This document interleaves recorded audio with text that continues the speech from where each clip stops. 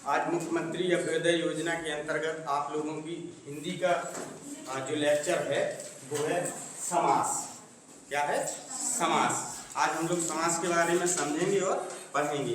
तो सबसे पहले शुरुआत करते हैं समास की कि समास का शाब्दिक अर्थ है संक्षेपीकरण, यानी कि किसी बड़े रूप को छोटे में लिखना क्या कहलाता है?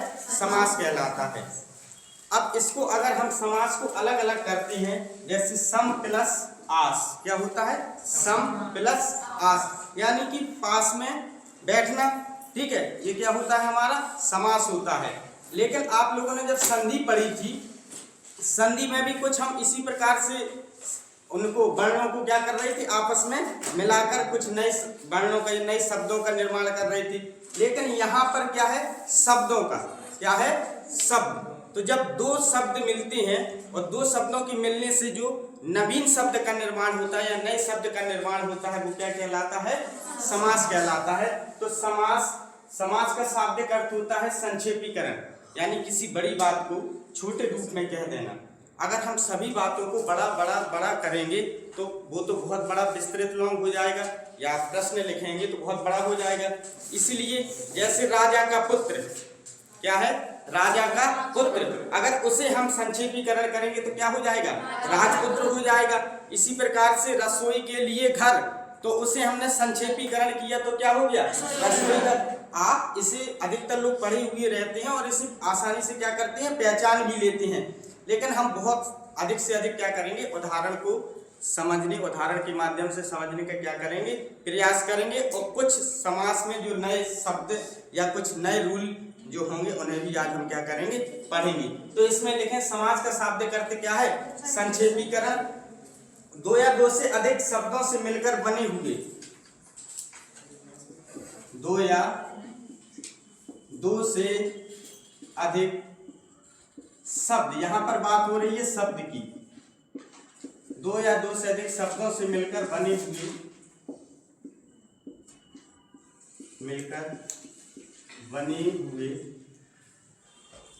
नवीन शब्दों को समास कहते हैं।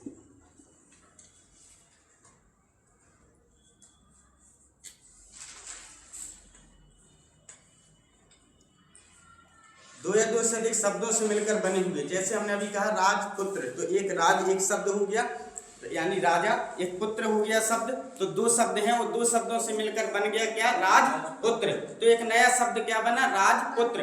बीच में जो विभक्तियां होती हैं वो क्या होती हैं? इसमें विलुप्त रहती हैं। क्या रहती हैं? विलुप्त रहती हैं, जो दिखाई नहीं देती है। लेकिन जब हम उसका क्या करते हैं? विग्रह करते हैं। क्या करते हैं? विग्रह करते हैं, तो वो हमारे सामने प्रकट हो जाती हैं, यानी कि स्पष्ट दिखाई देने लगती हैं। जैसे जब हम राजपुत्र या फिर भरपेट, ठीक है, या रसोई घर या आजन्म, किसी भी ऐसे शब्दों का क्या करेंगे? विच्छेद करेंगे, विग्रह करेंगे, तो फिर हमें क्या मिलेगा? वो विभक्ति कारक या चिन्ह उसमें स्पष्ट नजर आ जाएगा। तब हम देखेंगे इसमें। अब इन्हीं को, ये तो परिभाषा हो गई, दो या दो से अधिक शब्दों से मिलकर बने हुए नवीन शब्दों को क्या कहते हैं? समास होते हैं। अब इसके बाद सामासिक या समस्त पद क्या होते हैं? सामासिक या समस्त पद, तो उसे लिखें।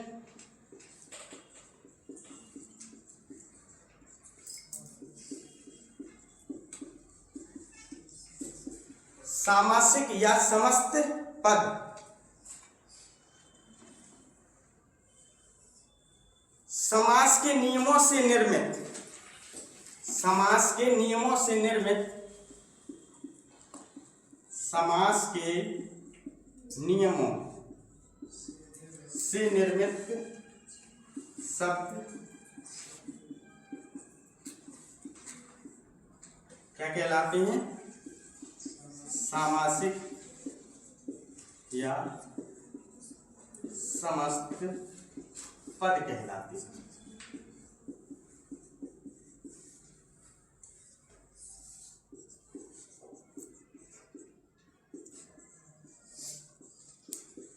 समास विग्रह। समास विग्रह क्या है? अलग अलग करना, यानी इनके बीच के संबंध को स्पष्ट करना, यानी सामासिक शब्दों के किसके बीच के संबंध को, यानी आप जो भी कुछ बनाएंगे, जो भी कुछ लिखेंगे, जैसे अभी हम जो भी शब्द बोल रहे थे उन शब्दों को हम क्या कहते हैं, सामासिक। क्या कहते हैं, सामासिक। तो आप जैसे कि यथाशक्ति, यथाक्रम, ये सब क्या है, जो भी शब्द बनाएंगे वो सब क्या होते हैं। अगर उदाहरण में लिखना है तो क्या है इसमें, जैसे जितने भी आप लिखेंगे, चाहे वो जिस भी समास का हो, अव्ययीभाव समास हो, तत्पुरुष समास हो, कर्मधारय समास हो, सभी समासों में क्या होते हैं, जो शब्द बनते हैं वो क्या होते हैं, सामासिक या समस्त पद। जैसे एक शब्द आ जाए प्रश्न में, ठीक है, यथाशक्ति, या कुछ भी आजन्म आ जाए, या फिर हम कह दें कि राजद्रोह आ जाए, देशभक्ति आ जाए, चरण कमल आ जाए, कृताकृत आ जाए, कुछ भी शब्द आ जाए, पूछने ये क्या है, तो क्या है ये, सामासिक या समस्त पद। यानी सभी पदों को मिलाकर जो एक पद बना वो क्या हो जाएगा, समस्त या सामासिक पद।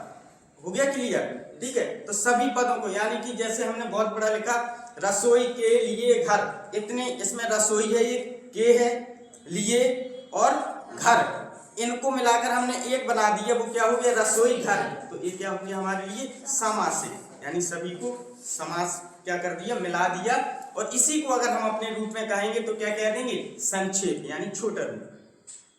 ठीक, अब इसमें देखें, विग्रह को लिखें तो सामासिक जो शब्द हैं इनको अलग अलग करना, इनके बीच संबंध प्रकट करना क्या कहलाता है, समास विग्रह कहलाता है।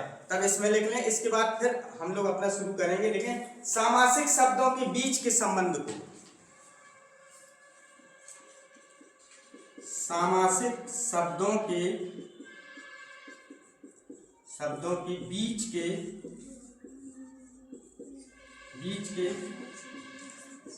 संबंध को क्या कहते हैं, संबंध को स्पष्ट करना, संबंध को स्पष्ट करना समास विग्रह कहलाता है।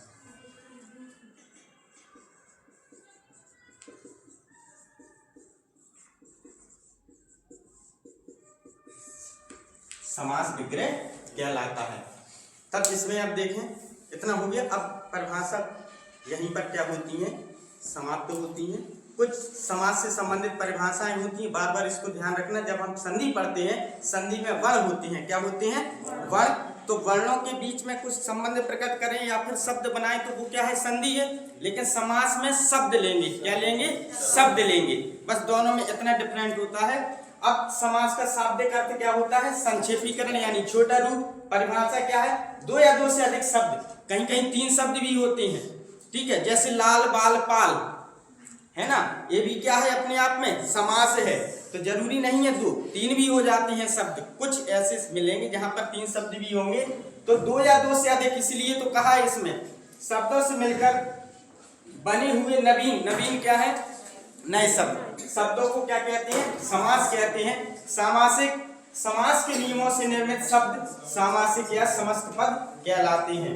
जैसे यथाशक्ति, और भी जितने आप लिखेंगे वो होंगे। अगर कोई डाउट है तो उसमें आप पूछ सकते हैं, पूछेंगे तभी सही रहेगा, ठीक है। अभी तो हम पूछेंगे कुछ कम, ठीक है, क्योंकि अब तीसरी आंख है, देखें, नहीं तो पूछने वाला सिस्टम बहुत जोर से चलता है, ठीक है।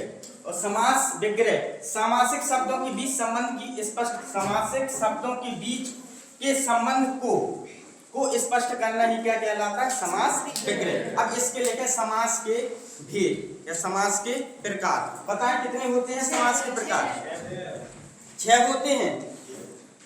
6 तो संस्कृत में होते हैं, कितने होते हैं, 4 होते हैं। लेकिन हम अब क्या है, एक तो ये प्रश्न पूछा नहीं जाएगा, लेकिन 6 ही को पढ़ते रहते हैं। लेकिन आपको 6 नहीं पढ़ाए जाएंगे, 4 पढ़ाए जाएंगे। 4 के अंतर्गत सब पढ़ा दिए जाएंगे, ठीक है। तो कौन कौन होते हैं, कौन कौन होते हैं, अव्ययीभाव समास,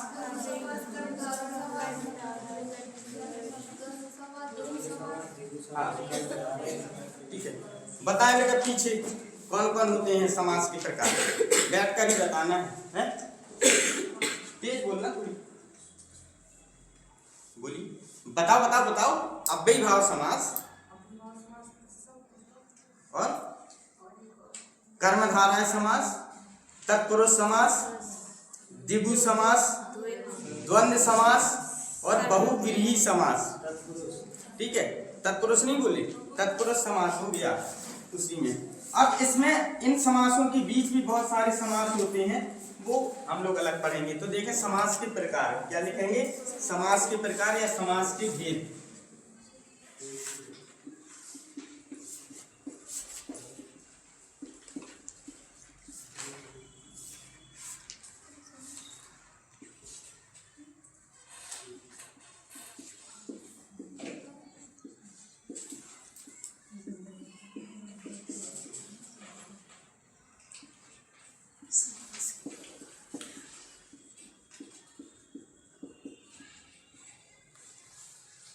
अब तो जीएस अच्छे से पढ़ना भी शुरू कर दो, हैं?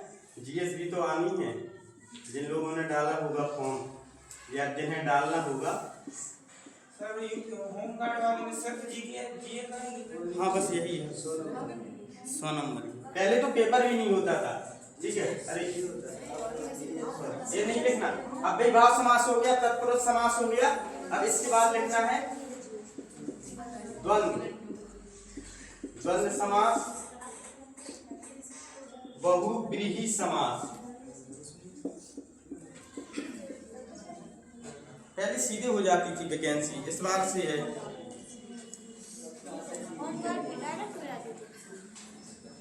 मेरिट से हो जाती थी, अपने अपने तरीके से करवा पहले मेरिट से निकली है आंगनबाड़ी की डाल तो 8 ही है, उसमें भी आराम। देखें तत्पुरुष समास, अब हम जो पढ़ते हैं इस समास में, आपने हमेशा पढ़े 6 समास, कितने 6, लेकिन अब बताएं 2 को हम कहां पर करेंगे। 2 समास, 2 समास जो है वो इस तत्पुरुष समास के ही क्या होते हैं, प्रकार होते हैं, उस तत्पुरुष समास के ही अंतर्गत आ जाते हैं, यानी कि भेद अगर कहें तत्पुरुष समास के। लेकिन ध्यान रखना, अभी तक आपने ये चीज जानी होगी या नहीं जानी होगी, जो समानाधिकरण होता है, समानाधिकार तत्पुरुष होते हैं, वो 2 प्रकार के होते हैं। कौन से समानाधिकार, कौन कौन होते हैं, तत्पुरुष और द्विगु। ये कौन से तत्पुरुष हैं, समानाधिकार। और व्याधिकार में हम जब तत्पुरुष के पढ़ते हैं तो वो कितने प्रकार पढ़ते हैं, 6। कितने पढ़ते हैं, 6। यानी कर्ता और संबोधन को क्या करते हैं, हटा देते हैं। उसके बाद जो पढ़ते हैं वो सब क्या होते हैं, व्याधिकरण। तो समानाधिकरण अगर आपको आ जाए कि समानाधिकार तत्पुरुष कौन है, तो समानाधिकार तत्पुरुष जानते थे कौन है, नहीं ना। तो समानाधिकार तत्पुरुष कौन होता था, वो यही कर्मधारय और द्विगु कौन से समास ये हैं, समानाधिकार तत्पुरुष समास। क्यों, क्योंकि जब हम तत्पुरुष को पढ़ते हैं तो इसका कौन सा पद प्रधान होता है, इसका उत्तर पद प्रधान होता है। कौन सा पद, उत्तर। अभी हम बताएंगे पूर्व पद क्या है, उत्तर पद क्या है, सिर्फ इनको लिख लें, इसके बाद बता रहे हैं, ठीक। इसमें और भी होते हैं तत्पुरुष में, लेकिन वो जैसे कर्मधारय, इसमें लिखें कर्मधारय समास, और है द्विगु समास, ठीक है। अब इसमें उलुक तत्पुरुष भी होता है, नौ तत्पुरुष भी होता है, ठीक है। इसकी 4 से 5 और प्रकार हैं, लेकिन अभी हम क्या कर्मधारय और द्विगु को इसके अंतर्गत पढ़ेंगे। अगर लिखना है तो अलुक तत्पुरुष लिख लो, है तो 9। हाँ इसी के हैं बेटा, इसी में आते हैं सब। अलुक तत्पुरुष, नौ तत्पुरुष, लुप्त उपपद, लुप्त पद, उपपद, हम इन्हीं को बताएंगे। अलुक तत्पुरुष और नौ तत्पुरुष, जिसमें ना शब्द होता है, आ का अर्थ आता है, तो वो ऐसे तत्पुरुष क्या कहलाते हैं, नौ तत्पुरुष कहलाते हैं, ठीक। जब हम इसके बारे में पढ़ेंगे तो अभी हो जाएगा ये। अब देखें कर्मधारय ये हो गई है। अब जब हम द्वंद्व समास को देखते हैं तो द्वंद्व समास कितने प्रकार के होते हैं, द्वंद्व समास कितने प्रकार के होते हैं, 3 प्रकार के होते हैं। कितने प्रकार के, 3 प्रकार के। जब द्वंद्व को पढ़ेंगे तो वहां पर प्रकार लिखवा देंगे, ऐतरेतर, ठीक है, और समाहार और वैकल्पिक, ठीक पढ़े हैं ना। तो उसमें क्या होता है कि स्पष्ट हो जाता है, बिल्कुल क्लियर, कि क्योंकि हम लोग सीधे पढ़े हुए रहते हैं कि जहां पर बीच में क्या आ जाता है, द्वंद्व में योजक चिन्ह आ जाए, ठीक है, या फिर इसको क्या करें, और का अर्थ निकले इसमें, अथवा का अर्थ निकले, या का अर्थ निकले, तो वो क्या होते हैं, द्वंद्व समास होते हैं। लेकिन हम इसमें अगर और अब से अंदर जाकर अगर किसी ने पूछ लिया थोड़ा सा भी कि आप तो इतना पढ़ते ही हैं, ठीक है, लेकिन अंदर जाकर पूछने का मतलब है कि उसने कह दिया सुख और दुख, यानी सुख दुख किस प्रकार है, ऐतरेतर है, समाहार है कि वैकल्पिक है, कौन सा है, ठीक है, तो फिर आपको क्या हो जाएगा, वो वैकल्पिक हो जाएगा। क्यों? क्योंकि जिसमें विलोम आते हैं वो वैकल्पिक है। ऐतरेतर क्या है, जिसमें और का अर्थ निकले, ठीक है, और जिसमें समान भाव प्रकट हो वो क्या है, समाहार है। तो इसको समझना है आप लोगों को, यही समझेंगे तो फिर, क्योंकि समास तो पढ़े हैं, सीधे बताएंगे हम अव्ययी भाव समास, तो आप बता देंगे हाँ, जिसमें पहला पद क्या होता है, उपसर्ग होता है, या पहले पद की प्रधानता होती है। उसके बाद जब अलग अलग बताएंगे, इतना पढ़िए लेकिन थोड़ा सा अंदर, ठीक। चले अब इसके बाद हम सबसे पहले देखेंगे इसको एक तरीके से, फिर उसको लॉन्ग में देखेंगे। तो अव्ययी भाव समास को लिखें, पहले क्या लिखेंगे, अव्ययी भाव समास।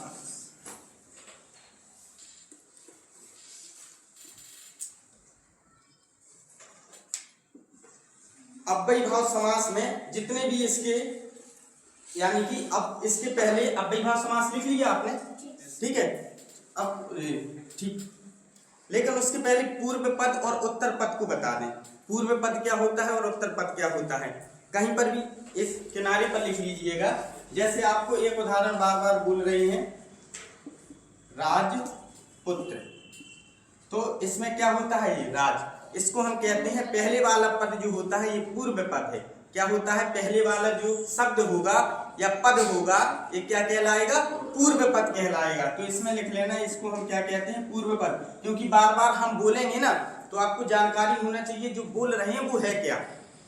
तो पहले वाला पद क्या कहलाएगा, पूर्व पद कहलाएगा, और जो बाद वाला पद होगा तो पहले वाला शब्द, पहले वाला पद क्या होगा, और बाद वाला क्या कहलाएगा बेटा, उत्तर पद,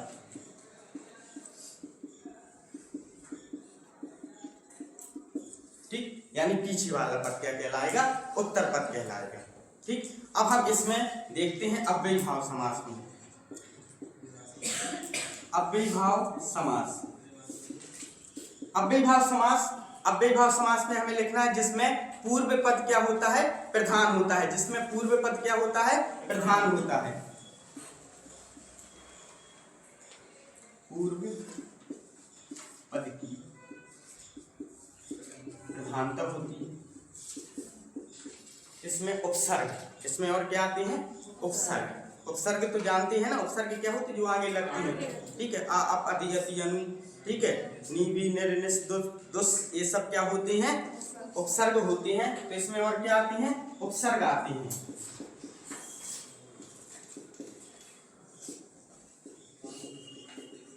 इसमें एक और लिखें, इसमें क्रम डालकर नंबर 2 डाल लें, नंबर 2 डालकर लिखें, जो अलग अलग हैं इसमें वो चिन्हों को लिखना है। इसमें लिखना है पुल्लिंग व स्त्रीलिंग ना होकर नपुंसक लिंग का शब्द आते हैं। इसमें पुल्लिंग और स्त्रीलिंग नहीं आते हैं, क्या आते हैं, नपुंसक लिंग शब्द होते हैं।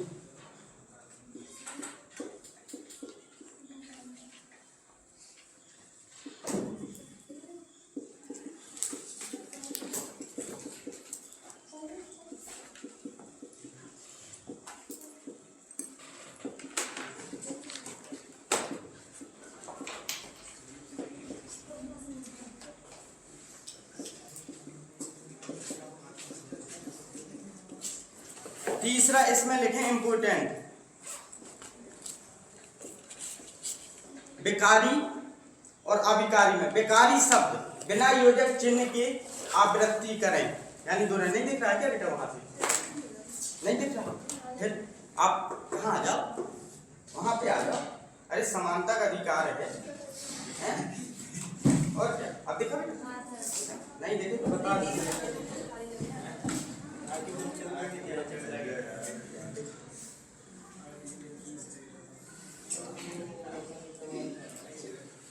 विकारी शब्द बेकारी शब्द, इसी में हम बेकारी भी पढ़ लेंगे, विशेषण विशेष पढ़ लेंगे, उपमेय उपमान पढ़ लेंगे, तो पहले और अभिकारी शब्द भी पढ़ लेंगे। तो बेकारी शब्द लिखें। बेकारी शब्द क्या होते हैं? बेकारी शब्दों में योजक चिन्ह नहीं आते हैं। बेकारी शब्द बिना योजक चिन्ह के आवृत्ति करें। बेकारी शब्द बिना योजक चिन्ह के आवृत्ति करें। जैसे आपने रातों रात, दिनों दिन, कानों कान, अगर ऐसे शब्द आते हैं तो वो क्या कहलाते हैं? अव्ययी भाव समास। क्या कहलाते हैं? अव्ययी, यानी कि वो क्या है? बेकारी शब्द क्या होते हैं? तो बेकारी को जब हम देखते हैं, बेकारी शब्द क्या है? जो लिंग वचन के अनुसार क्या होते हैं? परिवर्तन हो जाए। जैसे संज्ञा, सर्वनाम, क्रिया और विशेषण। कौन कौन होते हैं बेकारी शब्द? संज्ञा, सर्वनाम, क्रिया और विशेषण। जैसे हमने एक शब्द कहा बेकारी शब्द बिना योजक चिन्ह के आए, और एक शब्द बोल रहे हैं रातों रात, ठीक है, रातों रात, दिनों दिन, ऐसे शब्द आते हैं ना, ठीक है। तो उस प्रकार के शब्दों के बीच में योजक चिन्ह नहीं है। ये रात क्या है? ये रात दिन जो भी होते हैं, ये सब क्या होते हैं? बेकारी शब्द होते हैं। क्या होते हैं? बेकारी शब्द होते हैं। इसीलिए इनके बीच में योजक चिन्ह ना आए। योजक चिन्ह में कितने चिन्ह? अब कैसा योजक चिन्ह में कौन से चिन्ह? योजक चिन्ह ये है ना, हमने बना दिया है, हाँ ठीक है। अब योजक चिन्ह में देखो, योजक चिन्ह यही है, लेकिन आप लोगों ने हमेशा क्या पढ़ा है? आप लोगों ने पढ़ा है कि योजक चिन्ह किस में आती है? द्वंद्व समास में। किस में आती है? जैसे सुख दुख इसमें देखते हैं, लेकिन अभी आपको यहाँ पर भी योजक चिन्ह मिलते हैं। अव्ययी भाव समास में भी योजक चिन्ह मिलते हैं। तीसरे में लिखें आविकारी शब्द योजक चिन्ह के साथ आए।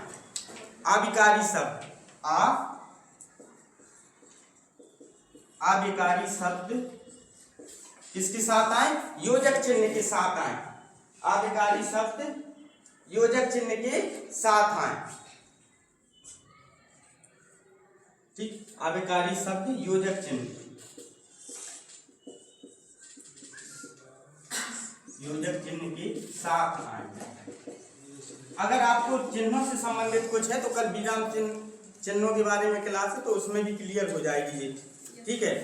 अब योजक चिन्ह किसके साथ आए? योजक चिन्ह के साथ आए। इसके उदाहरण को अब कैसे लिखेंगे? इतना लिख लिया। अब हम इसका एक एक उदाहरण आपको बता रहे हैं। जैसे पुल्लिंग और स्त्रीलिंग या पहला वाला, तो इसमें लिखते जाइएगा, उसके नीचे इसको मिटा दे थोड़ा सा।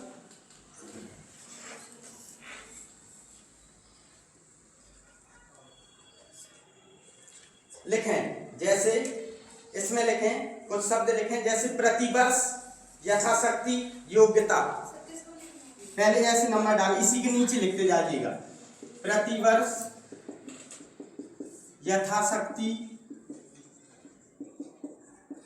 योग्यता, और भी शब्द होते हैं, ठीक है। बिल्कुल हो जाएगा, हम तो सिर्फ 2-3 लिखवा रहे हैं, प्रतिदिन भी हो जाएगा, दिन दिन आपको। अब उसमें जब हम बोलेंगे, ठीक है, उदाहरण में, तो बहुत सारे बोलकर उसमें क्लियर और हो जाएंगे। अभी सिर्फ हम समझ रहे। अब इसमें क्या है? पूर्व पद की क्या है? इसमें प्रधानता है, ठीक है। तो पूर्व पद की प्रधानता होती है, तो और इसमें क्या आती है? जैसे प्रति उपसर्ग है, यथा उपसर्ग है, ये योग्यता लिखवा दिया, योग्य होता है इसमें, ठीक है। तो इसको लिखवा दिया, तो जिसमें क्या, इसमें दोनों पहले और दूसरे, इसमें क्या है? पहले और दूसरे दोनों उदाहरण का रूप है, यानी पुल्लिंग और स्त्रीलिंग न होकर वो क्या होता है? नपुंसकलिंग शब्द आते हैं, ठीक। अब तीसरा लिखेंगे, इसमें लिखेंगे, जो हो गया। अब तीसरा इसके उदाहरण बेकारी शब्द के कौन सा? योग्य प्लस ता, योग्यता तथा योग्यता है, योग्यता नहीं है, तथा योग्यता, तथा योग्यता शब्द है, योग्यता बस नहीं है, ठीक है। वो योग्यता में तो फिर बुता हो जाए, तथा योग्यता है ना। नपुंसकलिंग है, क्या बोलते? नपुंसकलिंग, जहाँ पे स्त्री और पुरुष जाति का बोध ना हो, वो क्या कहलाते हैं? नपुंसकलिंग कहलाते हैं। जैसे स्त्री जाति में स्त्री, जैसे कोई लड़की है, ठीक है। जब वस्तु आ जाती है ये सब क्या होती है, नपुंसकलिंग के उदाहरण है। जैसे मेल फीमेल ये क्या होते हैं, न्यूट्रल जेंडर होते हैं। न्यूट्रल जेंडर अगर उसमें देखे होंगे तो वो क्लियर हो जाएगा। अब इसमें नपुंसकलिंग का मतलब है कि जो वस्तुएं सामान कुछ भी ऐसी चीज आए, ना कि हम लोग जैसे यहाँ पर हमने लिखा यथाशक्ति, जैसे शक्ति के अनुसार, है ना। तो इसमें किसी स्त्री या जाति, स्त्री या पुल्लिंग का बोध नहीं हो रहा है, तो ये क्या होगा, नपुंसकलिंग। ठीक। अगर यहाँ पर कोई ऐसा शब्द होता जिसमें स्त्री या पुरुष जाति का बोध होता तो फिर वो क्या हो जाता, पुल्लिंग। हम यहाँ पर थर्ड जेंडर की बात नहीं कर रहे हैं, सिर्फ शब्दों की बात कर रहे हैं इसीलिए। ठीक। अब इसमें लिखें बेकारी में रातों रात,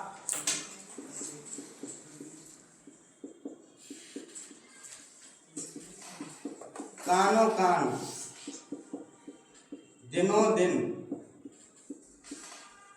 अब इन शब्दों में क्या है, ये आवृत्ति तो हो रही है, यानी दोहराई जा रही है ना। जैसे कानों कान, तो इसमें क्या है, विकारी शब्द बिना योजक चिन्ह की आवृत्ति करें, ये विकारी शब्द है। अगर इनमें जैसे रात, कह रहे आज रात हमें जाना है, ठीक है, आज रात हम रुकेंगे, तो यहाँ पर आप जब एक पर्सन की बात हो रही है तो आज रात हो गई, ठीक है। बहुत सी रातें, ठीक है, अंधेरे में गुजारी, तो वहां पर बदल गया ना उसका, ठीक है, यानी कि सब उसका नियम बदल जाए, लिंग जाति वचन सब कुछ बदल जाए। वचन भी बदल गई है तो वो बहुवचन हो गया, तो वचन भी बदल जाए तो वो क्या होती हैं, वो शब्द बेकारी, ठीक है। और अबेकारी जो बदले ना, अबेकारी क्या होते हैं, बदले ना। जैसे और उसमें क्या आते हैं, चिन्ह आती हैं, जैसे धीरे धीरे,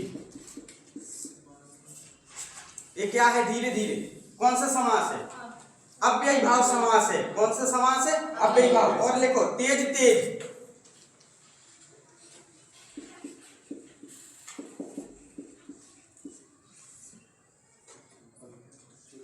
और लिखो अलग अलग,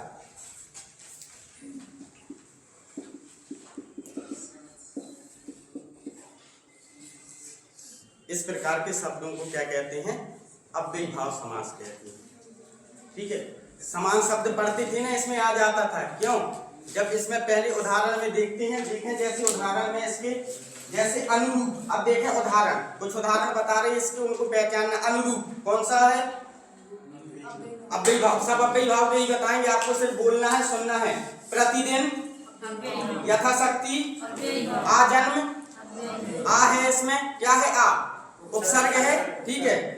और यथाविधि, प्रत्येक, अव्ययी भाव नहीं है। रातों रात, अव्ययी भाव समास है, ठीक है। और उसके बाद अनुरूप, अव्ययी भाव समास। आमरण, अव्ययी भाव समास, ठीक है। इसमें यथासंभव, अव्ययी भाव समास। प्रतिमान, अव्ययी भाव समास। सरासर, अव्ययी भाव समास, ठीक है। चक्रपाणी दर्शनार्थ, ये भी क्या है, अव्ययी भाव समास। भरपेट, अव्ययी भाव समास। हाथों हाथ, अब तो समझ जाएंगे ना, रातों रात, हाथों हाथ, दिनों दिन, ठीक है। धीरे धीरे, अलग अलग, ऐसे शब्द आते हैं, तो वो सब किसके भाग होते हैं, अव्ययी भाव समास। हमें इतना तो याद ही रखना है कि पूर्व पद प्रधान होता है और साथ में क्या होते हैं, इसमें उपसर्ग आती हैं। लेकिन और भी इसमें पहचानने वाली बात यह है कि बेकारी शब्द जो होते हैं योजक चिन्ह की आवृत्ति करेंगे, क्या करते हैं, बिना योजक चिन्ह के, किसके, यानी बेकारी शब्दों में। ये क्या है, अगर यहाँ पर हो रहा है तो इसको लिख देंगे यहाँ पर, ये क्या है, बेकारी शब्द। बेकारी शब्द क्या होते हैं, संज्ञा सर्वनाम क्रिया विशेषण। अगर जिसे अलग से नहीं है तो वो यहाँ पर भी लिख सकते हैं, क्या होते हैं, संज्ञा सर्वनाम क्रिया और विशेषण। विशेषण क्या होता है बेटा, जो किसी भी, जो संज्ञा या सर्वनाम की विशेषता बताए वो क्या होते हैं, विशेषण। जो क्रिया की विशेषता बताए वो क्या होता है, क्या होते हैं ये क्रिया विशेषण। अरे इंग्लिश में नहीं, अब इंग्लिश पढ़ लिया तो इंग्लिश में बताओगे, ठीक है, अच्छी बात है। लेकिन आबेकारी, आबेकारी क्या होते हैं, इसी आबेकारी का एक और नाम है, इसी आबेकारी को कुछ और भी कहते हैं, क्या कहते हैं, अव्यय। क्या कहते हैं, अव्यय, ठीक है। तो आबेकारी, इसीलिए तो इसको थोड़ा सा क्या कर रही हैं आप लोग, जैसे जब अगली बार समझेंगे तब तो वो उतना शॉर्ट चल जाएगा, ठीक है, हम पूछेंगे संख्यावाची शब्द किस में आते हैं, आप बताएंगे द्विगु में आते हैं। लेकिन अभी जब पढ़ रहे हैं तो इसमें कुछ आपको क्या है, जो बारीकियां हैं जिन्हें पहचानने में कि रातों रात आ गए, अब आप सोच रहे हैं कानों कान अलग अलग धीरे धीरे ऐसे शब्द आ जाते हैं, तो एक बार सोचते हैं कि ये क्या है, कौन सा समास है। फिर आप खोलकर किताब बैठ जाते हैं कि ये समास में तो हमने पढ़ा नहीं था, उपसर्ग होते हैं स्टार्टिंग में, है ना, लेकिन ये कहाँ उपसर्ग है, तेज कहाँ उपसर्ग है। अरे तेज उपसर्ग नहीं है, तेज उसकी विशेषता बता रहा है क्रिया की। जो क्रिया अगर तेज क्या है, क्रिया है, लेकिन उसी का सेम शब्द है तो ये क्या हो जाएगा, अभिकारी है। अभिकारी तो भैया क्रिया विशेषण होता है ना, अभिकारी क्या होता है, क्रिया विशेषण। अभिकारी क्या होता है, क्रिया विशेषण। यहाँ पे क्या होता है, अभिकारी। अभिकारी में कौन कौन आते हैं, क्रिया विशेषण, और क्या आते हैं, ठीक है, समुच्चय बोधक, ठीक है, जितने भी लास्ट के होते हैं इंटरजेक्शन, प्रीपोजिशन, कंजक्शन, ये सब क्या होते हैं, ये सब किस में आते हैं, चारों। यानी इसको छोड़ के जो आप पढ़ते हैं वो सब किस में होते हैं, अभिकारी में पढ़े थे, ठीक है। तो अब तो देखो डबल काम हो रहा है तुम लोगों का, ठीक है। अगर जो चीज हिंदी में नहीं समझ में आएगी तो इंग्लिश में आ जाएगी ना। तो आप ऐसे शब्दों को, अब हमने कहा क्रिया की जो विशेषता बताएं, किसकी बताएं, क्रिया की। अरे धीरे स्लो, ठीक है, तो ये क्रिया, अब इसकी विशेषता क्या है, धीरे, यही है ना। अरे धीरे क्या हो गई, ये विशेषता बताने वाला तो विशेषण हो गया, ये क्रिया विशेषण। तेज, हम की तेज तेज चलो, अब वो तो चल ही रहा था, हमने और कह दिया तेज, ठीक है, हाँ, अलग अलग, ठीक है। इसमें जो भी शब्द आते हैं वो क्या होते हैं, अब इसको क्लियर हो गया ये। लेकिन इसमें अब ध्यान रखना योजक चिन्ह के बारे में, दिमाग में बिठाए रखना कि द्वंद्व समास योजक चिन्ह के लिए जाना जाता है, लेकिन आप एक और योजक चिन्ह के लिए जाना जाता है, कौन, अभिकारी, अव्ययीभाव समास। लेकिन उसके लिए योजक चिन्ह कहाँ पर होगा बेटा, सिर्फ अभिकारी शब्दों में। कहाँ पर होगा, वो होगा माँ बाप में, राम लक्ष्मण, अच्छा बुरा, सुख दुख, वहां पर होगा।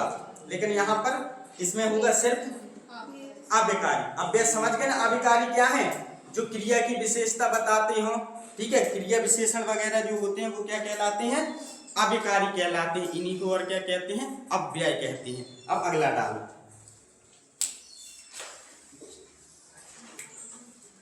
अगला लिखें द्वंद्व। हाँ, अभी तत्पुरुष को उसको रहने देना, क्योंकि तत्पुरुष को सबसे लास्ट में कराएंगे, ठीक है, नहीं तो वो पूरा वो हो जाएगा। तथा योग्यता का अर्थ क्या होता है,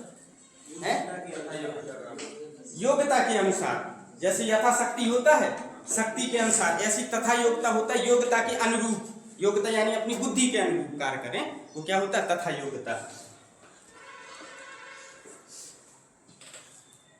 दोनों शब्दों का कुछ ना कुछ क्या होगा, सार्थक अर्थ भी निकलेगा, ठीक है, सार्थक अर्थ भी निकलेगा। अब डालें द्वंद्व। द्वंद्व में लिखें बेटा,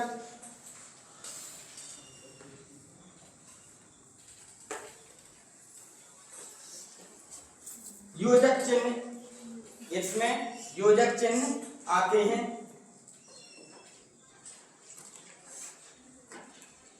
इसमें क्या होते हैं, योजक चिन्ह आते हैं।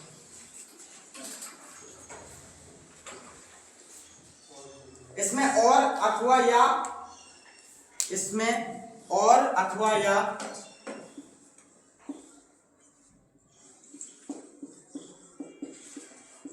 इसमें और अथवा या, ठीक है, विग्रह करने पर, और अथवा या विग्रह करने पर प्रकट होते हैं शब्द, और अथवा या शब्द आते हैं विग्रह करने पर।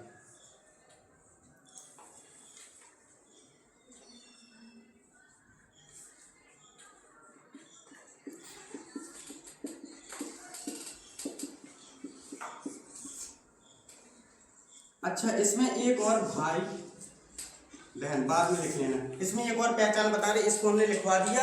इसमें अधिकतर जो शब्द होंगे वो पहला वाला जो शब्द होगा वो रहेगा स्त्रीलिंग, इसमें भर छोड़ दीजिए, भाई ये पहले आगे आगे।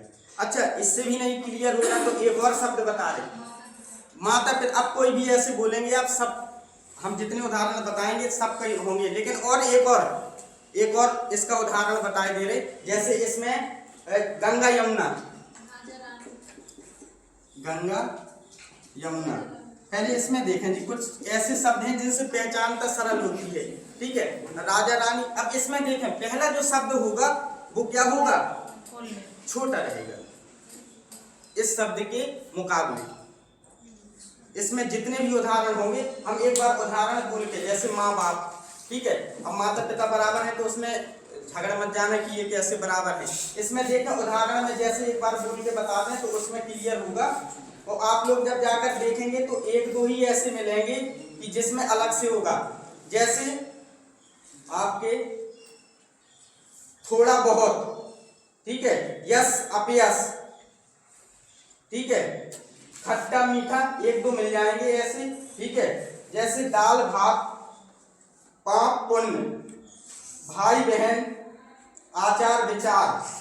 और देखिए इसमें जो आई हुई शब्द है द्वंद्व समास में, द्वंद्व में ज्यादातर जिसमें क्या होते हैं, द्वंद्व में दोनों पद क्या होते हैं, प्रधान होते हैं। द्वंद्व में क्या होते हैं, दोनों पदों की प्रधानता होती है। तो इसमें इसके आगे थोड़ा सा और लिख लेना ऊपर ही अगर हो कि जिसमें दोनों पदों की क्या होती है, दोनों पदों की प्रधानता होती है।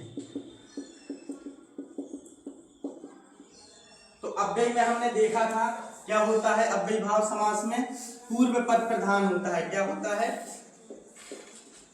अव्ययी भाव को हमने जब पढ़ा था तो उसमें क्या होता है, पूर्व पद प्रधान होता है, यानी पहला पद। और इसके बाद द्वंद्व में इसमें क्या होते हैं, दोनों पद, यानी पूर्व और उत्तर पद दोनों पदों की क्या होती है, प्रधानता। यानी जितना भाई अपने आप में प्रधानता रख रहा है, प्रमुखता या मुख्यता दर्शा रहा है, उतना ही बहन भी, ठीक। अब इसको विग्रह करना है, विग्रह आप लोग करेंगे, दोनों पद प्रधान होते हैं। इसको विग्रह करना है आपको, गंगा यमुना को विग्रह करना है, ठीक है, ठीक है।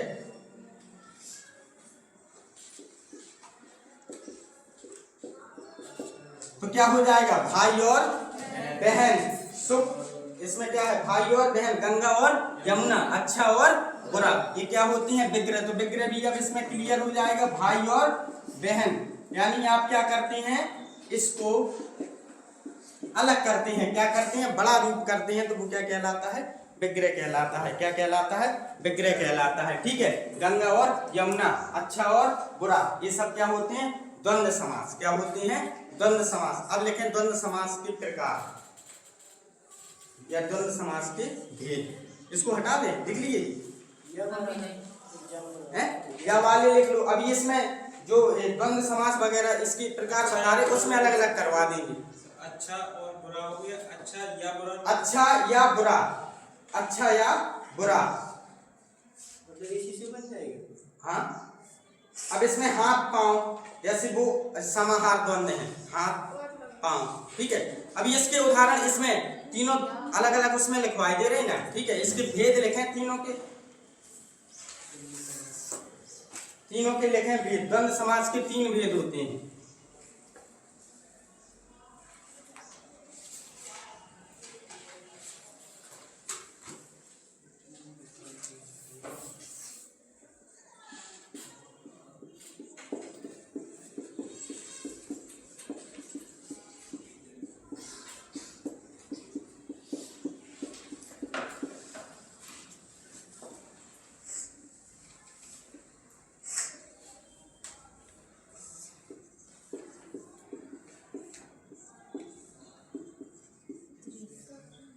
ऊपर बिंदी रखना तो नानी बनाना, ठीक है।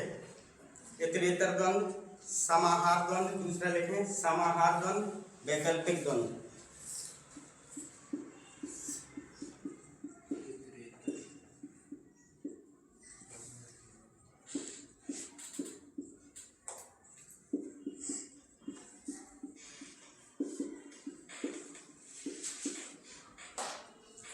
पहले लिखें इतरेतर द्वंद्व में और तथा, इसमें क्या होता है, और। समाहार में लिखें एक जाति का बोध होता है। क्या होता है, एक जाति का बोध। और वैकल्पिक में विलोम क्या होते हैं, विलोम शब्द या अथवा।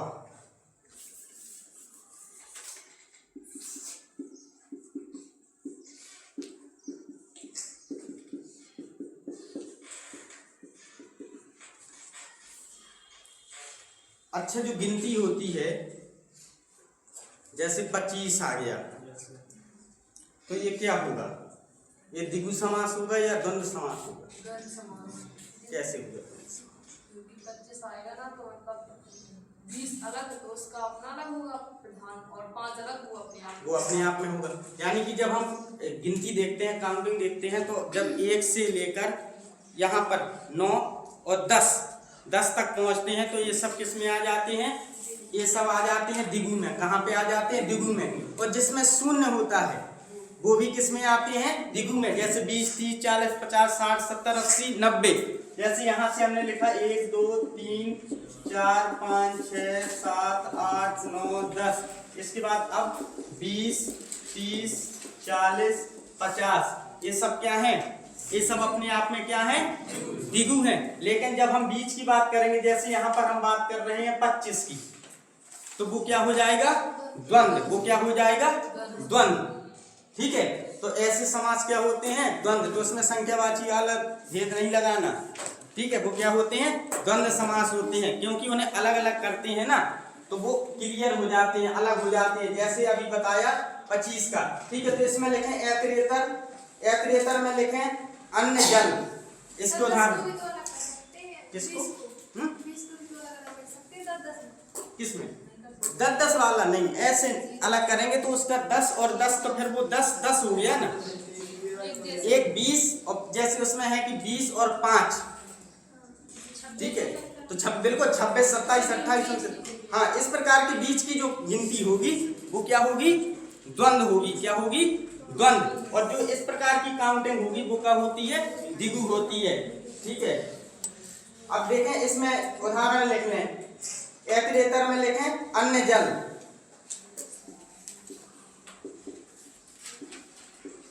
अन्न जल। अब इसको जब अलग करेंगे तो इसमें और होगा। क्या होगा? और। जैसे अन्न और जल। देश विदेश। हाँ, इसी के हैं, इसी के नीचे लिख रहे हैं, इसी के। ठीक है, और लिख लो खट्टा मीठा। देश और विदेश।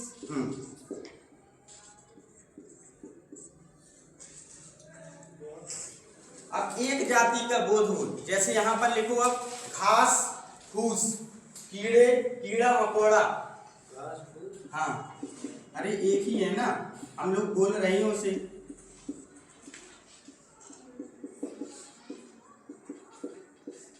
है कि नहीं है? ठीक है, अब इस प्रकार से जो होंगे वो किस में आते हैं? समाहार। जैसे चाय पानी, ठीक है, हाथ पांव, लीपा पोती।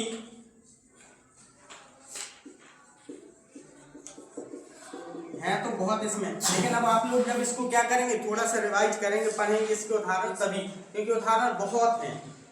ठीक, या तो फिर उसको एक, जैसे अभी आपको क्या करेंगे, जो यूपीएसआई वाले क्वेश्चंस हैं जितने आए हुए वो सब कल सीट में पूरे प्रिंट करके वो आपको दे दिए जाएंगे। तो जो एसआई वाले हैं तो वो हो जाएंगे क्लियर कि प्रीवियस ईयर के हैं क्वेश्चन। ठीक है, तो उसमें अलग से नहीं, एक बार वो रिवीजन भी हो जाएंगे कि ऐसे और इस तरह के आते हैं समास। समास के साथ और भी, क्योंकि बहुत ज्यादा तो नहीं है इसमें। अब लिखें वैकल्पिक पाली में लिखें, इसमें विलोम शब्द होते हैं, इसीलिए लिखें सुख दुख। ये बिल्कुल अपोजिट होंगे, है ना, सुख दुख भला बुरा।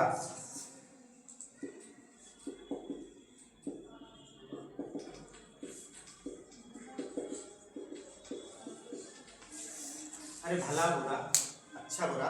ठीक है, तो इस प्रकार से अगर आते हैं आपके तो वो क्या कहलाएंगे। अब इसमें हमने द्वंद्व की प्रकार बता दिए कि द्वंद्व के 3 भेद होते हैं, ऐतरेतर द्वंद्व, समाहार द्वंद्व और वैकल्पिक। वैसे आपको एक चीज और माइंड में रखना है, सिर्फ योजक चिन्ह देखेंगे या दिमाग में रखें और अथवा या का भाव आता है तो वो कौन से समास होते हैं? द्वंद्व समास होते हैं। जब थोड़ा सा अगर किताब वगैरह से पढ़ेंगे तो कभी यहाँ तक पहुँच जाते हैं आप लोग पढ़ते पढ़ते। ठीक है, कि ये क्या है। अब इसके बारे में ऐतरेतर क्या होते हैं, जहाँ पर और शब्द आ जाएं। अगर बहुत अंदर का भी पढ़ोगे या फिर कोई पढ़ाएगा या फिर आप लोग परीक्षा में भी करेंगे तो कर ले जाएंगे। कैसे? अगर और होगा तो वो क्या होगा? ऐतरेतर द्वंद्व होगा। अगर एक जाति का बोध हो, जैसे घास फूस कीड़ा मकोड़ा लीपा पोटी, वो क्या होंगे? समाहार द्वंद्व होंगे। और वैकल्पिक यानी विलोम होगा।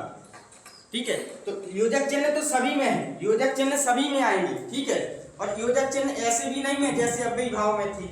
तो क्लियर है ना? उसका योजक चिन्ह तो कंफ्यूजन नहीं है, ऐसा नहीं सरभन नहीं हलाना कि हाँ क्लियर ही रखना। उसमें योजक चिन्ह क्या था बताओ बेटा? जो अव्ययी भाव समास में योजक चिन्ह कहाँ पर लगाते थे? आविकारी शब्द में। कहाँ पर लगाते थे? आविकारी पे। ठीक है, और वो क्या करते थे? वो एक क्रिया की ही क्या करते थे? विशेषता बताते थे और आवृत्ति वाले एक जैसे होते थे। ठीक है, तो वो क्या है? वो कहलाते थे अव्ययी भाव। और यहाँ पर जो योजक चिन्ह रहेगा या तो उसको अलग करेंगे विग्रह करने पर, और का भाव होगा, या एक जाति का भाव, या विलोम, विलोम में या अथवा, है ना? जैसे सुख या दुख, भला या बुरा, भला अथवा बुरा, सुख अथवा दुख।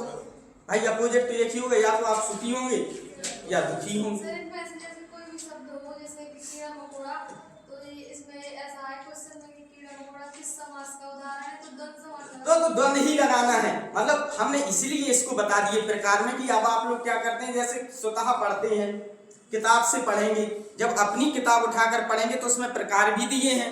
और अगर आप द्वंद्व को पढ़ते पढ़ते कहीं प्रकार में आ गए तो फिर इसमें कंफ्यूजन होगी ना कि ये है क्या। अगर एक दो बार पढ़े रहेंगे तो आपको दिक्कत नहीं पड़ेगी, फिर पढ़ेंगे कि हाँ ये तो पढ़े ही हैं हम, और मालूम चला कि पहली बार पढ़ रहे तो वो थोड़ी आगे तक गए उनकी यार ऐतरेतर का है। जैसे हमने बताया समानाधिकार क्या है? समानाधिकार में कौन आते हैं बेटा?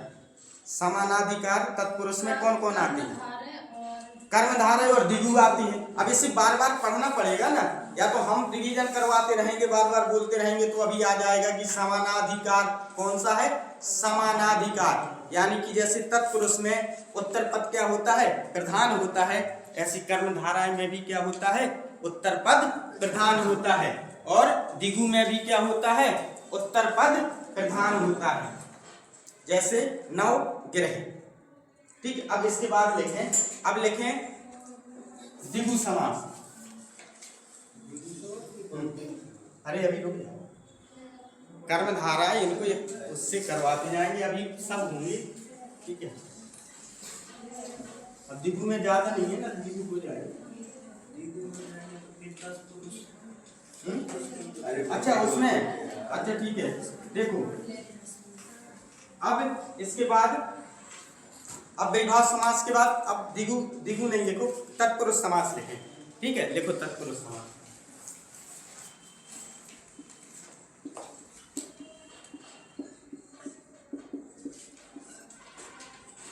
तत्पुरुष समास के बारे में लिखें। इसमें उत्तर पद क्या होता है? प्रधान होता है।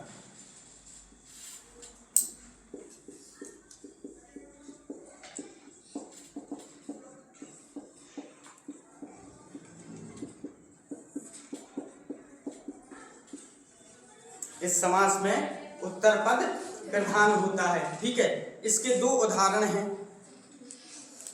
इसके दो भेद हैं, सॉरी उदाहरण नहीं भेद है, इसके दो भेद हैं, इसके दो भेद हैं। कौन कौन है जो हमें पढ़ना है इसी के रूप में, उन्हीं को लिखेंगे। ठीक है, तो कौन कौन है? हाँ, कर्मधारय और दिगु समास।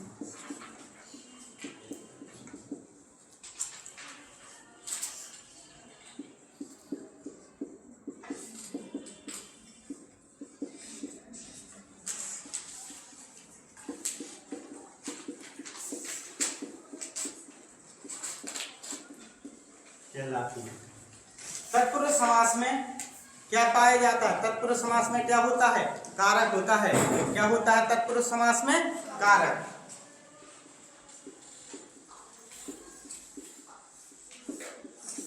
तत्पुरुष समास में कारक या विभक्ति पाई जाती है। कर्ता और संबोधन का अभाव होता है। क्या होता है?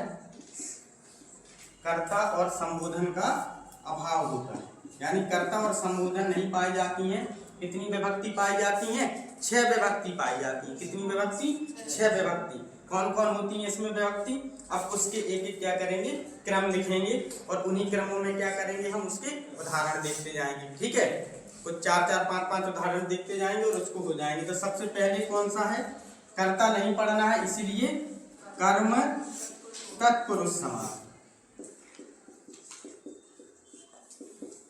इसमें क्या होता है? कर्म में अगर आपको विभक्ति जानकारी है तब तो ठीक है, नहीं तो एक को, इसमें क्या शब्द आता है? को। इसको विग्रह करने पर कैसा शब्द निकलेगा? इसके उदाहरण से को शब्द निकलेगा। ठीक है, जैसे कर्ता ने कर्म को करण से संप्रदान के लिए अपादान से अलग किया, फिर संबंध काकी के, फिर अधिकरण में पर। ठीक है, वो हे हरु चला गया ना, इसीलिए हे हरु नहीं होगा। अब इसमें लिखें उदाहरण, इसके उदाहरण नीचे डालकर फिर उसे विग्रह करते जाना, इसके उदाहरण लिखते जाना। ये स्वर्ग प्राप्त, पहला लिखें स्वर्ग प्राप्त, इसी के उदाहरण है लिख रही है। ठीक है, स्वर्ग प्राप्त। अगर आपको विग्रह करना है तो विग्रह कर सकते हैं। क्या होगा स्वर्ग प्राप्त का विग्रह? क्या होगा बेटा? आपसे हाँ बताना है। गगन चुंबी, चूमने वाला। विदेश गमन, विदेश को गमन करने वाला या जाने वाला। कमर तोड़, कमर को तोड़ने वाला। विद्याधर, विद्या को धारण करने वाला, विद्याधर। ठीक है, अब इसमें लिखें स्वर्ग प्राप्त लिखें, दूसरा लिखें विदेश गमन, विदेश गमन। फिर क्या है? गगन चुंबी। ठीक, अब कर्म के बाद क्या लिखेंगे? कर्म, कर्म तत्पुरुष समास। इसमें क्या होता है? से।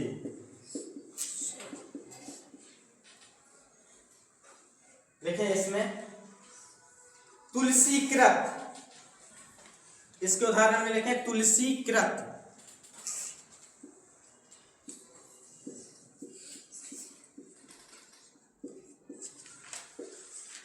और लिखें तुलसीकृत हस्तलिखित,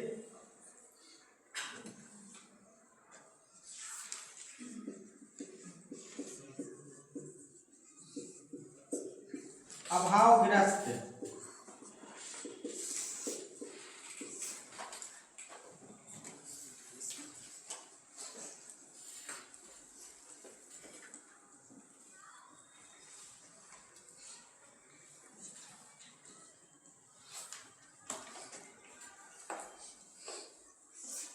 अभावग्रस्त।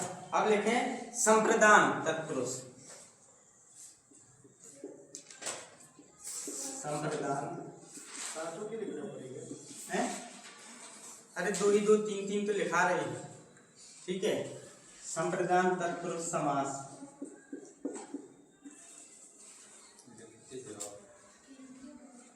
के लिए क्या होता है इसमें? के लिए। विग्रह करने पर कौन सा शब्द आता है? के लिए। उदाहरण में लिखें, जैसे रसोई घर, स्नान घर, गौशाला।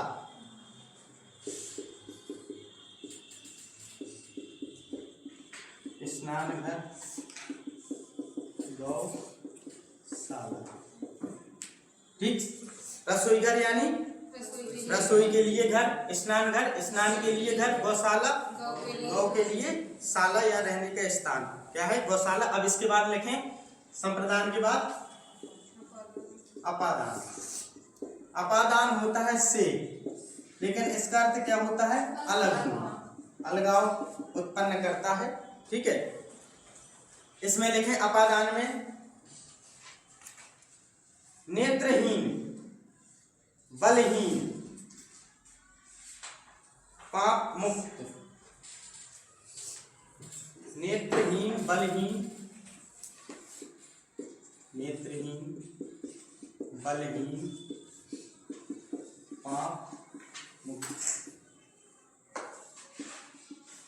ये कभी ना कभी आपके ऐसे एग्जामों में आई हुई उदाहरण है जो हैं तो छोटे, लेकिन वो कहीं ना कहीं किसी से कंफ्यूजन पैदा करते रहे हैं। उन्हीं को ऐसे 5-5, 10-10 लाए थे, लेकिन 3 लिख लीजिए। अपादान, इसके बाद अगला लिखें क्या है? अपादान के बाद संबंध। 6 ही लिखना है, सब नहीं लिखना। क्या लिखेंगे? सब लिखना है क्या? संबंध तत्पुरुष समास, संबंध का की के।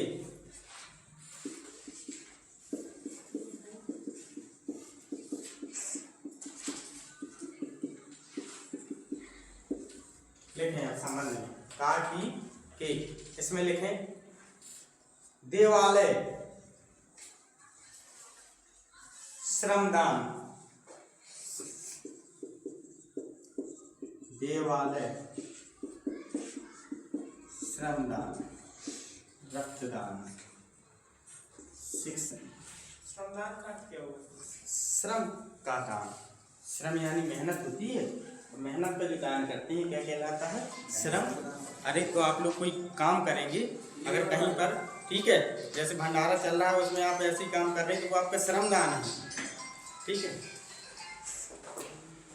अब इसके बाद देखें अधिकरण तत्पुरुष।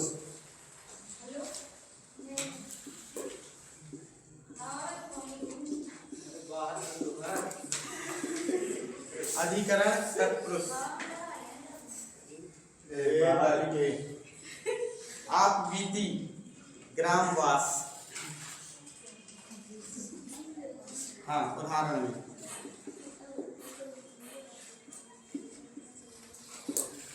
मैं ठीक है, आप बीती, आप बीती। अब कर्म धारा है, कर्म धारा हो गई, ठीक है। ग्रामवास, ग्रामवास लिख लो। ग्रामवास, अरे ग्राम में बसने वाला, ग्राम यानी गांव में रहने वाला।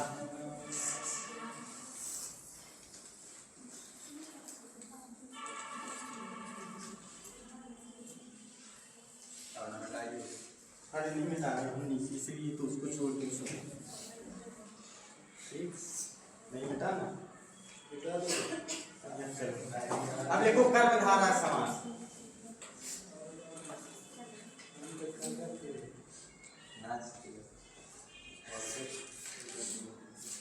अच्छा, निपात शब्द क्या होते हैं? निपात जोर देने के लिए प्रयोग किए जाते हैं।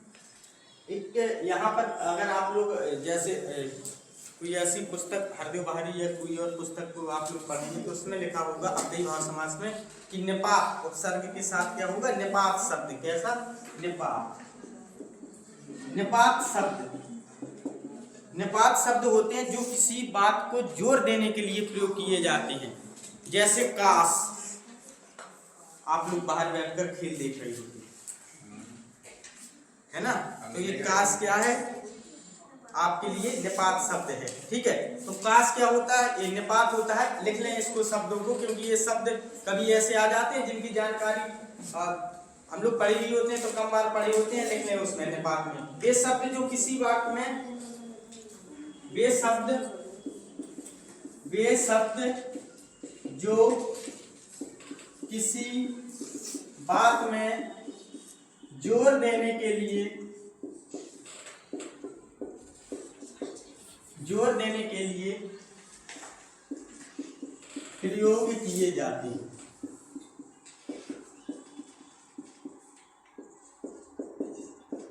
जोर देने के लिए प्रयोग किए जाते हैं, ठीक है। जैसे तो, ही, तक, तो, ही, तक, केवल, मात्र, काश।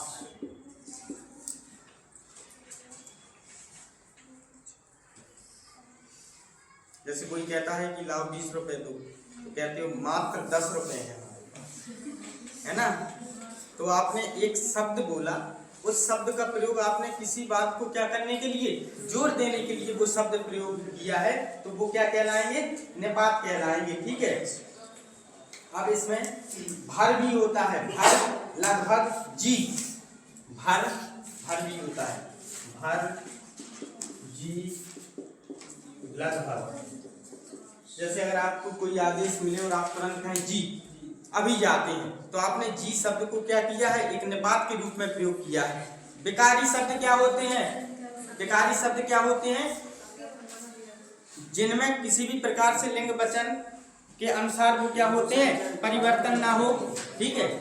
हाँ, और विकारी अविकारी क्या होते हैं, ठीक है, जो परिवर्तित हो जाए। निपात क्या होते हैं, जिन्हें बोलने के लिए किसी बात में जोर देने के लिए प्रयोग करते हैं, वो क्या कहलाते हैं, निपात कहलाते हैं। अब इसके बाद देखें कर्मधारय समास। कर्मधारय समास में कुछ विशेष आते हैं शब्द। क्या हुआ,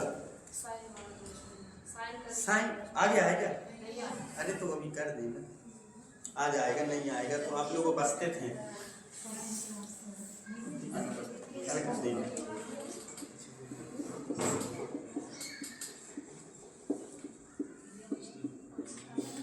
इसमें लिखें बेटा, इस समास में, कर्मधारय समास में विशेषण विशेष,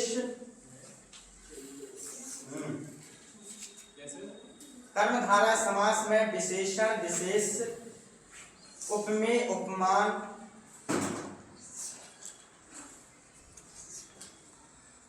विशेषण विशेष उपमेय उपमान का संबंध हो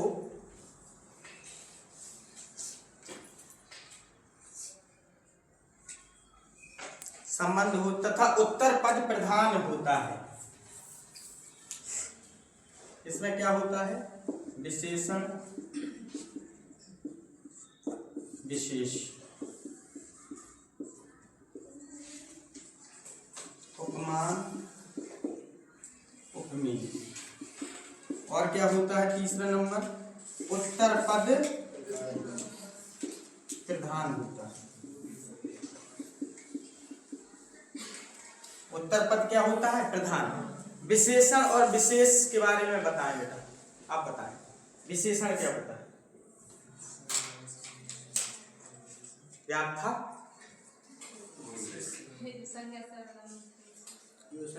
जो संज्ञा या सर्वनाम की विशेषता बताए उसे हम क्या कहते हैं, विशेषण कहते हैं।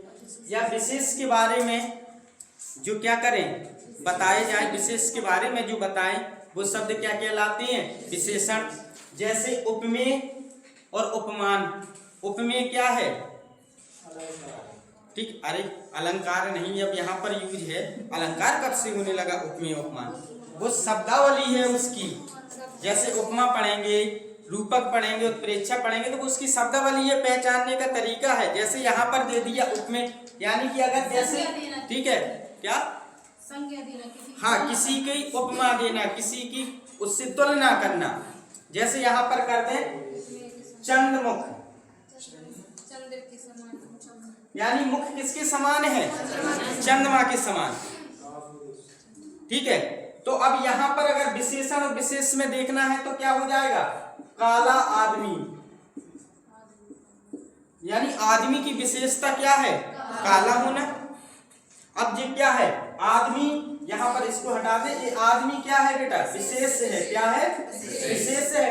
जो इसकी विशेषता बताई जा रही वो क्या है, विशेषण है। यहाँ पर आ जाए मोटा शेर, ठीक है, या मोटा लड़का, तो लड़का क्या है, विशेष। संज्ञा सर्वनाम, अरे संज्ञा सर्वनाम है वो अलग है, लेकिन हम विशेष और विशेषण की पूछ रहे थे, इसे हम क्या कहेंगे, विशेष। जो विशेष के बारे में बताए, उसकी क्वालिटी को बताए, वो क्या कहलाते हैं, विशेषण कहलाते हैं। जैसे नीली गाय, गाय क्या है, विशेष है, और नीला होना उसकी क्या है, विशेषता है, इसलिए ये क्या होगा, विशेषण होगा। और विशेष्य क्या है? गाय है। ठीक है। अब इसी प्रकार से उपमेय और उपमान भी क्या होते हैं, जो किसी से तुलना कर दी जाती है वो क्या होते हैं? उपमान। उत्तर पद क्या है इसमें? उत्तर पद कौन है? जो पीछे वाले जो पद होते हैं वो क्या होते हैं? उत्तर पद कहलाते हैं। तो ये क्या है? उत्तर पद है। अब इसमें एक और आपको सभी जगह पर मिलेगा विशेषण और विशेष, यानी यहाँ पर विशेषण है, ये विशेष है, पहचान यही मिलती है। लेकिन आपको 4 प्रकार से पहचान मिलेगी इसकी। कितने प्रकार से? 4। हमने यहाँ पर जितने भी आपको उदाहरण बताए उसमें पहले क्या था बेटा? विशेषण था, फिर विशेष था। अब इसमें कुछ ऐसे उदाहरण भी होते हैं जिसमें पहले क्या आता है? विशेष आता है, फिर उसके बाद विशेषण आता है। फिर तीसरे में हम देखते हैं जहां पर क्या होते हैं? दोनों विशेषण होती हैं। क्या होती है? दोनों विशेषण होते हैं। चौथे में क्या आता है? इसमें दोनों क्या होते हैं? विशेष्य होते हैं।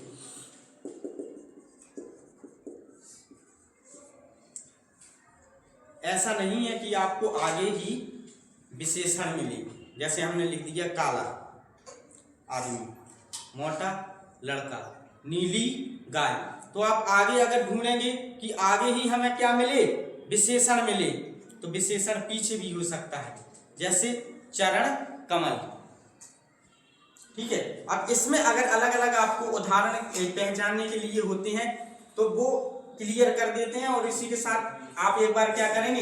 इनको लिख लें, और इस 4 को, जैसे जो विशेषण विशेष लिखा है, और इसको भी एक जगह पर क्या करेंगे कि हम 4 प्रकार से इसको क्या करते हैं? कर्मधारय समास को 4 प्रकार से अलग से पढ़ते हैं। ठीक है। अलग से क्या पढ़ते हैं? जैसे उसकी क्वालिटी क्या होती है? विशेषण और विशेष। पहली क्वालिटी क्या है? पहले विशेषण मिलेगा, फिर उसके बाद क्या मिलेगा? विशेष मिलेगा। दूसरे में विशेष और विशेषण, तीसरे में दोनों विशेषण और विशेषण, चौथे में विशेष और विशेष। इसको क्रम से आप लिखेंगे और थोड़ी सी जगह छोड़ेंगे, हम इसके उदाहरण लिखवा देंगे। उदाहरण से आपको पता चल जाएगा कहाँ पर दोनों विशेष हैं और कहाँ पर दोनों विशेषण हैं, और कहाँ पर एक विशेषण है दूसरा विशेष है। ठीक है। एक ही में नहीं डिपेंड रहेंगे कि नहीं हमें तो आगे नहीं मिला तो कैसे कर्मधारय हो गया। ठीक है। तो आपको कहीं ना कहीं क्या मिलेगा? एक जगह पर विशेषण मिलेगा, एक जगह पर विशेष मिलेगा। एक जगह पर क्या मिलेगा? या तो विशेष आगे मिल जाएगा, फिर विशेषण मिलेगा, फिर उसके बाद विशेषण दोनों होंगे। दोनों जो शब्द होंगे वो क्या होंगे? विशेषण होंगे। और दोनों शब्द अगर विशेष हैं वो भी कौन सा समास होगा? कर्मधारय समास होगा। कौन सा समास होगा? कर्मधारय समास होगा। ठीक है। अब इसके जो है उदाहरण लिखेंगे अलग से। ठीक है। हाँ, पहले इसके बारे में इतना लिख लिया, अब इसमें एक एक करके इसके लिखेंगे अलग अलग।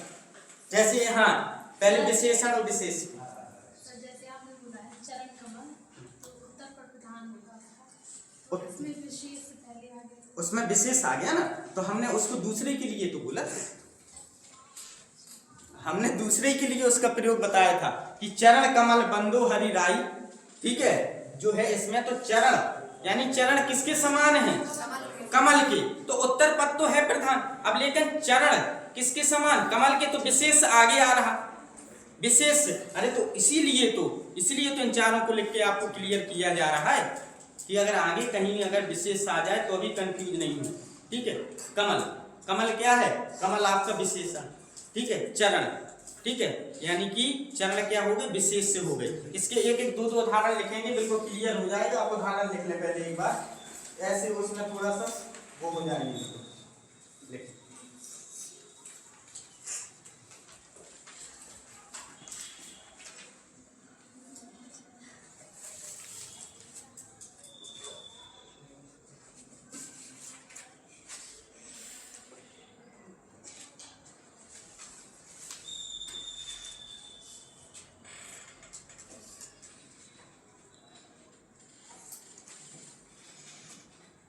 देखो इसमें लिखें पहले विशेषण और विशेष में। पहले वाले में लिखेंगे जैसे पीतांबर। क्या है? पीतांबर।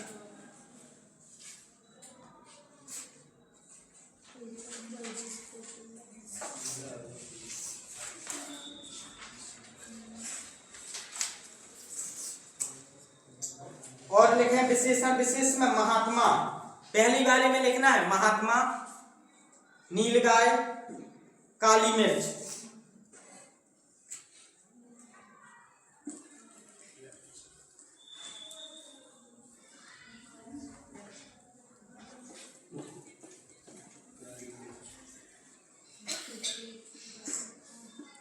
महात्मा, नीलगाय,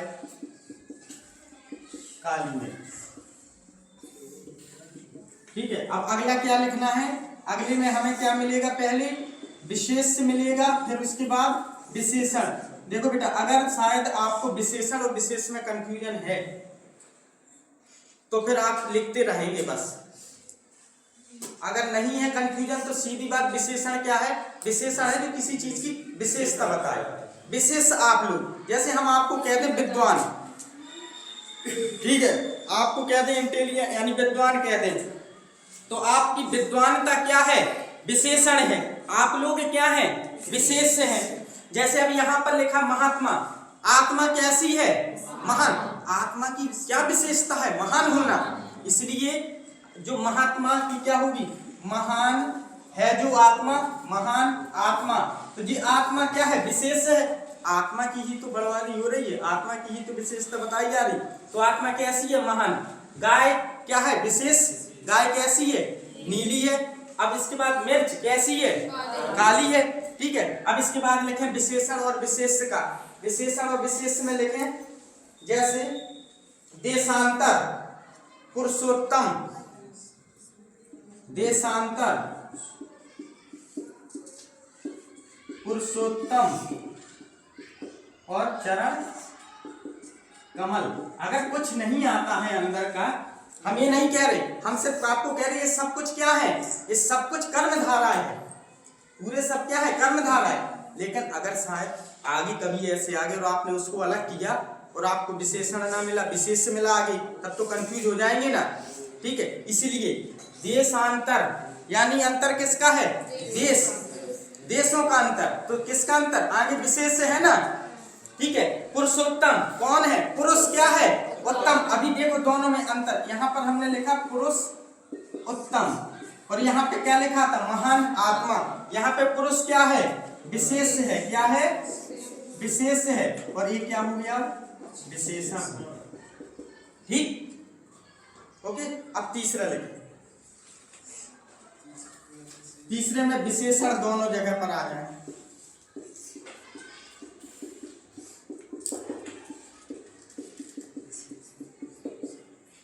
विशेषण दोनों जगह पर आ जाए। लिखें इसके उदाहरण। मोटा ताजा, हरा भरा,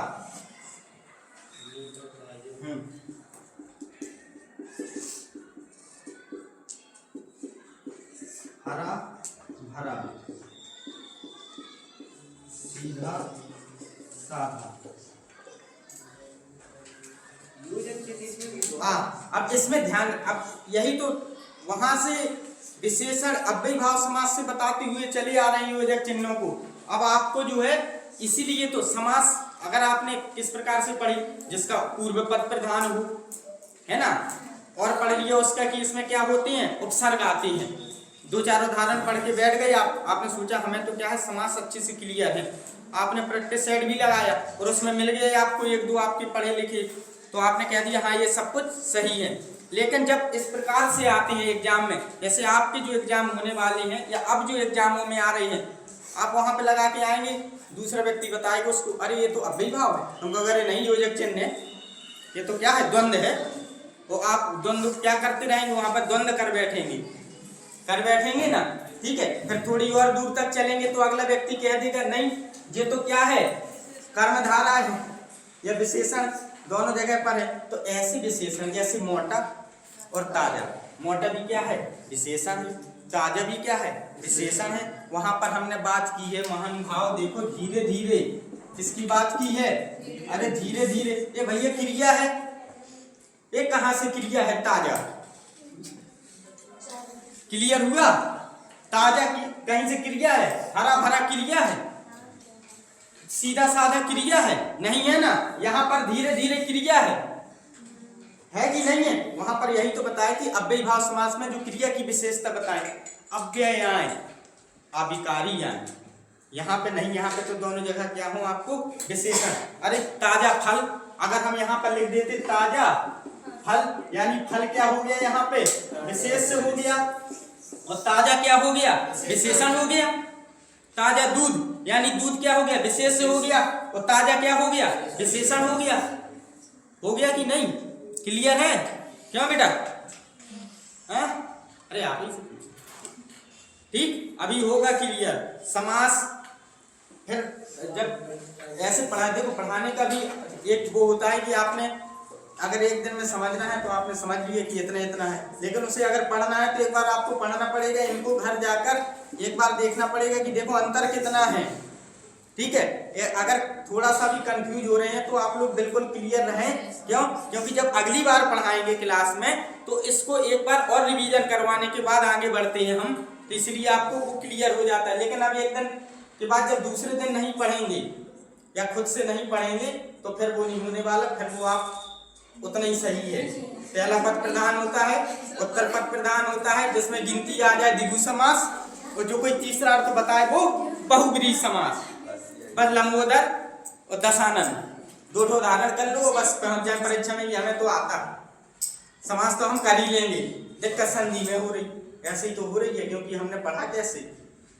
ठीक है, तो अब वो एग्जाम के जितनी एग्जाम में क्षमता होती है उस हिसाब से दिया जाता है ना। अब आप जब एसआई के पर्पज से जब आप पढ़ रहे हैं तो उसमें थोड़ा सा एक बार पहले 1 मिनट तक गोता खाते थे, अब 2 मिनट तक खाना है, इसीलिए 2 स्टेप आनी पड़ती है।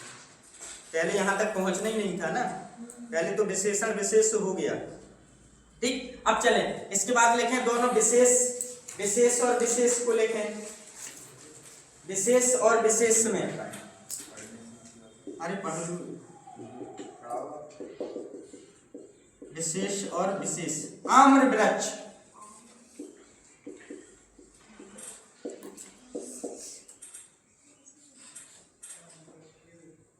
आम्र गाछ,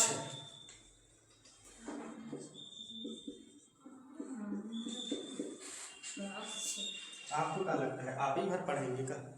पढ़ाने के लिए नहीं पढ़ा जाता है का? भूले जाते हैं। अच्छा ठीक है, तुम लोग तो बस 1.5 घंटा पढ़ना है, उसके पीछे कितना। ठीक है, आम्र गाछ, गाछ माने भी वृक्ष ही होता है, पेड़ ही होता है। तो आम और वृक्ष, अरे आम भी तो एक पेड़ है, वृक्ष भी तो पेड़ है। आम अपने आप में विशेष है, वृक्ष भी विशेष है, लेकिन ये कौन सा समास है? एक कर्मधारय समास है। कौन सा समास है? कर्मधारय समास है। ठीक है, हो गया क्लियर? चलें अब इसके बाद अब द्विगु समास। कौन सा समास? द्विगु समास। ठीक है,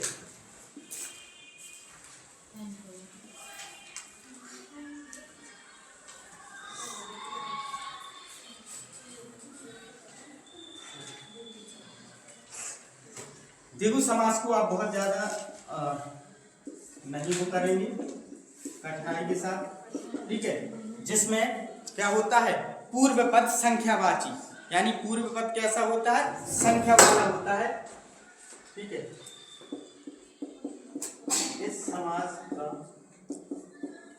पूर्व पद संख्यावाची हो, उसे हम क्या कहते हैं? द्विगु समास कहते हैं। क्या कहते हैं? द्विगु समास।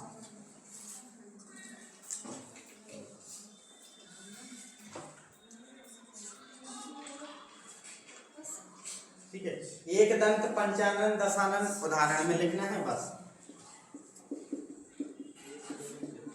एक दंत दशानन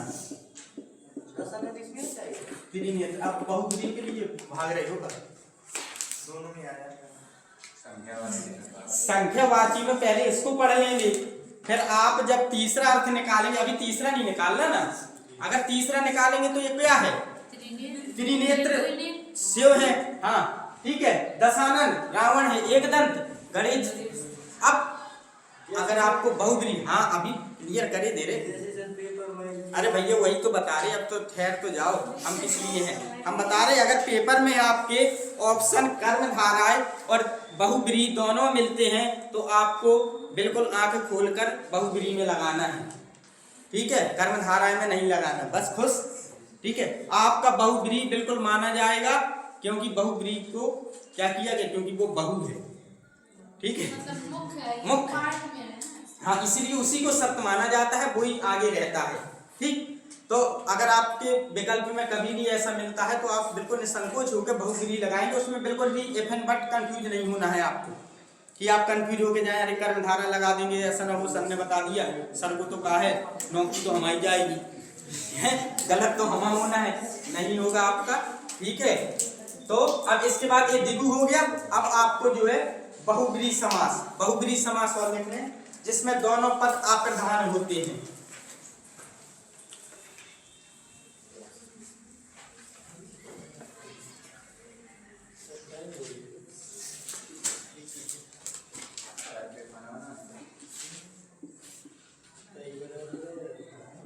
बहुब्रीहि समास, पहले इसको अच्छे से लिख लेना, क्योंकि अशुद्धि में बहुब्रीहि भी पूछ लिया जाता है, ठीक है। बहुब्रीहि समास जिसमें दोनों पद अप्रधान हो, जिसमें दोनों पद, बताओ बेटा दो पद कौन कौन होते हैं, आप बताएं बेटा, दो पद कौन कौन होते हैं समास में,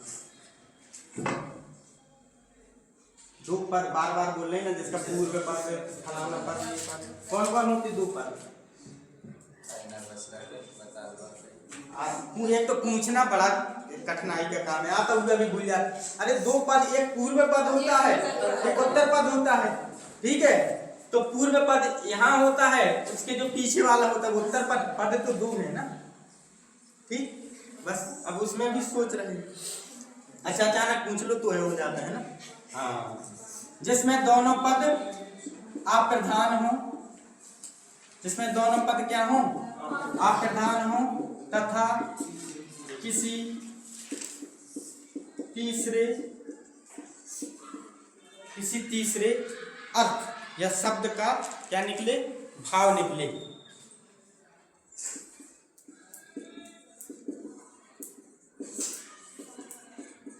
ठीक है। उदाहरण लिखिए,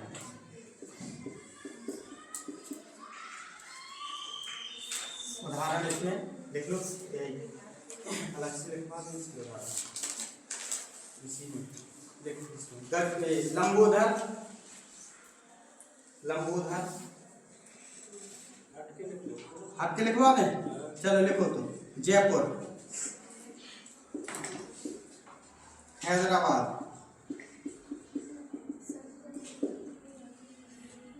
देखो जयपुर, हैदराबाद, जोधपुर, तुगलकाबाद, जोधपुर, तुगलकाबाद। अब जहां पर ये चीज लिखी है वहीं पर एक और लिख लेना, जो नियम जो लिखा है, एक आज से एक नियम और बना लो, उसमें लिखो, जिस नगर को बसाया गया हो वो बहुब्रीहि समास होता है, जिस नगर को बसाया गया हो,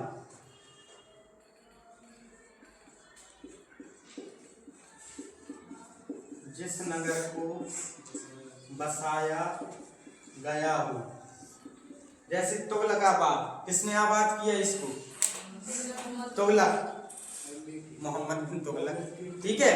अब इसके बाद जोधपुर, ठीक है, हाँ ठीक है, राजा जोधा यानी कि सवाई राजा, जयपुर जयसिंह, राजा जयसिंह के द्वारा। अब हैदराबाद हैदर अली ने, ठीक है। इस प्रकार इसके और लिखें, जैसे पंकज बारीद, पंकज, और उदाहरण लिखने पंकज बारीद, इसके भी तो अर्थ निकालते हैं, जैसे पंकज क्या है, कमल है, बारिद किसी कहते हैं, बादल को, ठीक है। ये अपने आप में समास है, हाँ नहीं अलग अलग है, नहीं भैया पर्यायवाची नहीं लिखवाएंगे, ये सब क्या है, समास है, पंकज समास है, ठीक है। तो वैसे आप अलग ही कह रहे थे ना, ठीक है। तो बिल्कुल देखो, आपको जो इस प्रकार के नाम आते हैं, ठीक है, वो क्या होते हैं, हाँ जो इस प्रकार के नाम आते हैं वो क्या कहलाते हैं? वो आपको कहलाते हैं बहुव्रीहि समास। Okay, thank you. आपकी कल जो है क्लास चलेगी विराम चिन्ह की, पढ़ के आना और इसको रिवाइज करके आना।